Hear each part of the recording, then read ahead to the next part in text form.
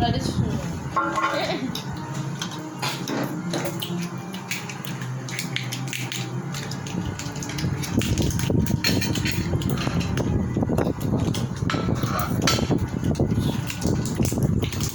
Yung iba nga, kinikilo pa yung ganyan yun. Wala nawa. Ano pa yung ayan max eh. Okay. Si Kuya yan. Ayun nga, si Kuya nga. Buksan mo yung ilaw doon, bless yun. Si Kuya nga yun.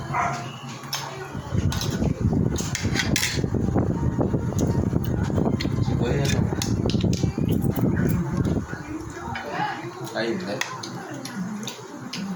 Kahapon lang nagpunta yun kasi tinignan lang niya yung printer. Eh, bibili pa ng ink. Wala naman eh. Sabi niya kasi sa akin, credit card daw gagamitin niya kung bibili ng unit, di ba? Eh, ang sistema naman yan, kahit monthly mo buksan, halimbawa, nagkalagay ka piso net, di ba? Ilang kalaman siya hindi? Kung titignan mo yung monthly na kita ng, halimbawa, kung bibili ka ng 6 na peraso, di ba? Tapos, ang bayaran niya sa credit card, depende kung ano. Ngayon, pagka sa may mga coins, ipunin mo, bibilangin mo. Yung iba, umabot ng 20 mil pa eh. Sa lakas ng ganyan.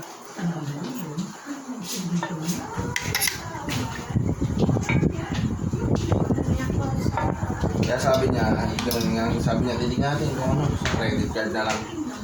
Kaya atin din yata gagamitin niya. Puso mo yung ha.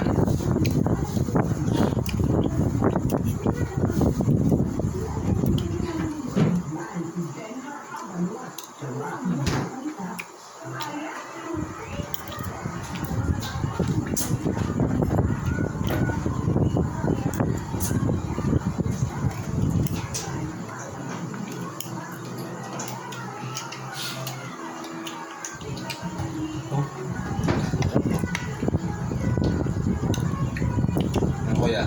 Kulang pa no? Ayaw mo ubusin yan no? Kaya pa. Kaya? Opo. Hmm.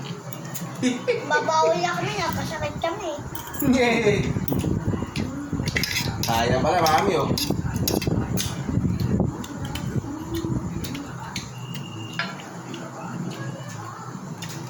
Yan pa lang natin ni ako gusto nyo. Iya pa. Gusto nila yan.